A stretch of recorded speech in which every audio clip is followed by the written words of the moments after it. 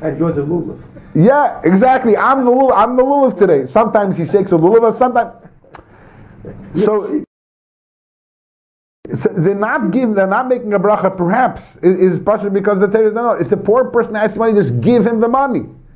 Don't make a bracha. Just give him the money because that's what it's all about.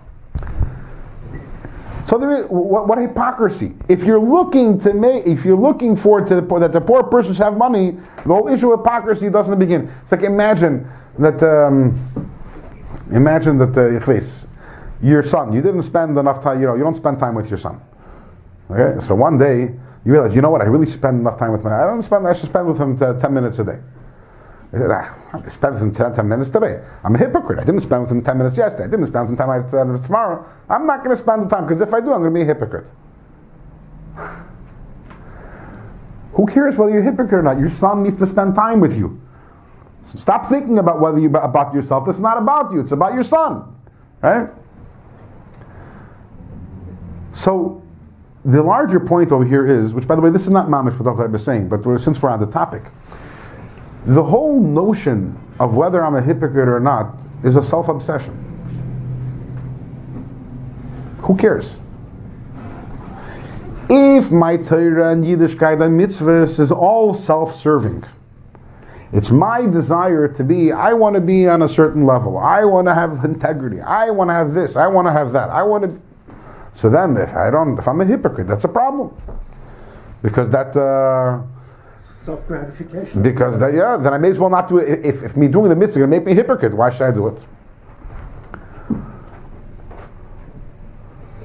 But if your attitude is a different attitude, your attitude is, I'm here to serve the Eibishter. What does the Eibishter want for me to do right now?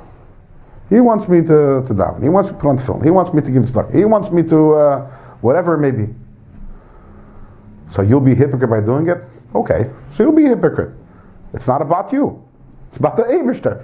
It's just like, in other words, imagine that in this case, Hashem is the Ani, Hashem is the Kaviyachol. As it states, it says, Yisrael mefarnasen laviyen shebeshamayim, that we give Hashem his parnasa. Hashem is sitting and waiting. You know, it says, as it says later in Tanya, that someone who comes to shul and one day misses the Eibishter's one day, where is he? I miss him. Stop thinking about yourself and think about that. What do you mean? So today you're not going to daven because you're a hypocrite. It's not about you. But the king. It's about the Eibishter and what he wants, but what Hashem wants of you. So, besides for the whole conversation that we're having until now about hypocrisy, there's nefesh l'kis, nefesh bahamis. If you take it a little deeper, b'chlal, the whole notion of am I a hypocrite or not is a self-serving conversation because it's irrelevant. If right now you have to do a mitzvah, and if I need nevresi l'sham mashaskoini, I know avda the kodesh brichu, I am Hashem's servant, so right now I have to do the mitzvah because He's waiting for me to do the mitzvah.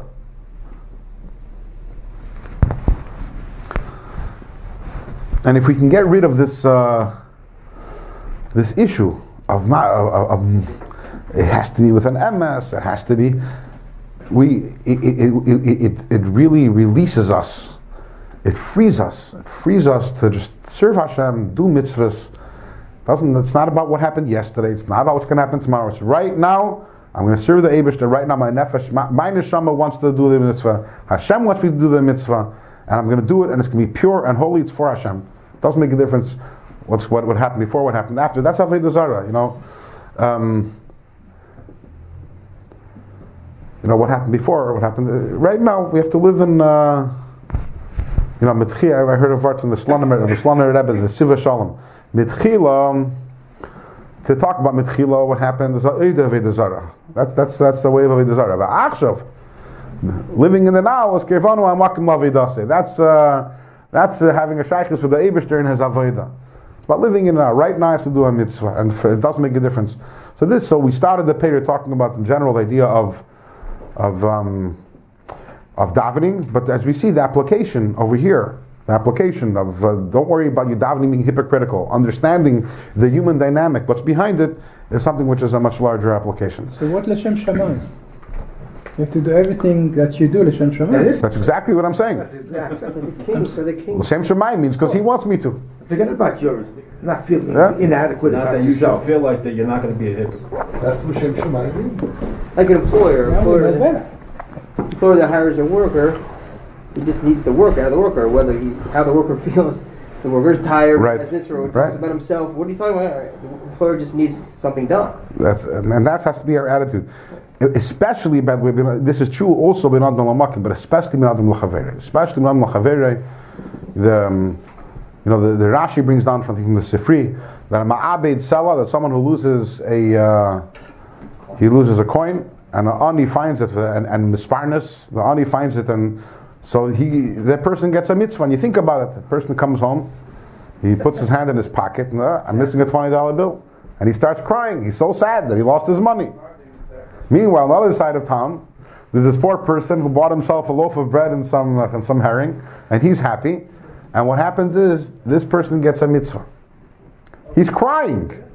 He's sad. He's upset that he lost the money. It bothers him. The bottom line is the ani became stuck. It's not about you. It's about the other person. And so especially when we deal with adam l'chaveri, we have to realize, put ourselves aside, and it's about what the other person needs, and your thoughts, and whether you feel good about yourself, you don't feel good about yourself. It's not about you. And that is the ultimate in avodah, is when it's not about you, but it's about the thing that has to be done. Yes? In the spirit of cognizance, so we're saying here, you're doing it for the commander, for the king. So I guess that's why, and we get confused since you don't see the king. So in the spirit of cognizance, where the Rebbe is basically saying we have to have Mashiach, so Mashiach will be the revelation of the king. The king will be revealed, and then when the king is revealed, it becomes very clear, like what you're doing and why you're doing and who's commanding, and then you don't have to worry about yourself. You'll see the king. Is that accurate? If we saw the king, everything would be much easier. Yes. And that's what it means. The Mashiach is here, right? Revelation of the king. To finish the parak will take me another 5 minutes. We started a little late, so I want to go a little later, and this way next week we'll just start a new parak. Okay? Weiter. We are holding where it says V'im Yikshalei. V'im Yikshalei, 6 lines from the bottom of the parak on page 70. V'ime Yikshalei lahasira midaitoi. And if it's difficult to remove these thoughts from your mind, in other words, you're davening and you're very distracted, because these thoughts are very much pressing on your mind. It happens sometimes. Sometimes we try to, especially I can talk only from personal experience, because I don't know anyone else's. But usually when you're davening, you have distracting thoughts. But if you focus yourself, you move past them. Sometimes, whether there's something pressing, whether it's financial, whether it's relationship, whether it's health, whatever it may be, you find it very difficult to, to stay focused on the davening and to get rid of the distracting thoughts. So what do you do then? Davening out loud. Okay. Davening out loud is definitely what? That's But if when you're speaking, it's hard to think about things at the same time. What you're saying is 100% correct. Davening out loud is 100% is a skula. So what do you do with the shmon? The word skula is wrong, but it makes it easier. Hard to think at the same time when you're saying words. And it says koil ma'ir sakavana. It's a eitzah brought down in Sfarim, 100%. And also we spoke last week about the idea of looking inside, because when you're focused on the words. It's an eighth in Tanya. What? It talks about in Tanya, recall. Tanya talks about it, that you should use all your koyach and right? But what if you're having a difficult time? Azai, the Alter Rebbe is going to give us funnies, because it's going to be a little bit unconventional eitzah. Yashpil nafshei Hashem. Humble yourself before Hashem. In your mind, beseech Hashem in your mind, because you're middle of davening, so you don't want to say it verbally to make a hefsek, and you beg of Hashem that with his abundant mercy, that Hashem should have mercy on you, like a son, like a father, has mercy on his children, children who come from the essence of the father. The kacha yirachem Hashem al nafshi. You see, turn to Hashem and say, please, have rachmanis on my nefesh alikis, on my neshama. Hanam sheches mita yizbarach. My neshama, which is directly, it's part of you, comes from you. La'atzila memayim azidoin, and please save it from the raging waters, which are the disturbing thoughts. U'lemanna yasa, we ask Hashem to do for His sake. Ki chelak Hashem amesh amoy, because we are part of Him. So we're saying, Hashem, No, don't have Rahmanas on me, have Rahmanas on yourself. The neshama is you. My neshama is a part of you. Have Rahmanas and help. And it's unconventional because usually when we think of turning to Hashem and asking Hashem for help, so again, intuitively, when do we ask Hashem for help? When in an area where we feel ourselves to be powerless. There's a health issue. Okay, I know that this is in Hashem's hand. Like it's yours. Financials. I know that as much as I work, I need more. We need to, in siyata d'shmaya, there's a storm. I need to get there. The plane's delayed. With certain things, when we realize they're out of our hands, say, Hashem, please help. Material. It's not also material, but in general, we turn to Hashem and we ask Hashem for help in those areas where we can. There's a famous story about the tzaddik who when the food used to come down, he said, Hashem, please give me food. Which is the ultimate that we don't just turn to Hashem for those things that we can't accomplish on our own. But there's the idea here that in avodas Hashem, in areas of self-betterment, it's not common to turn to Hashem and ask for help. We figure, I have to work. And if it didn't work, what do I have to do? I have to work harder, right? I have to focus on davening. It didn't work, focus harder. I have bechira, this is free choice. But the notion of turning to Hashem in areas also of Yiras Shamayim, also in avodas Hashem, and saying, Hashem, I need help in serving you.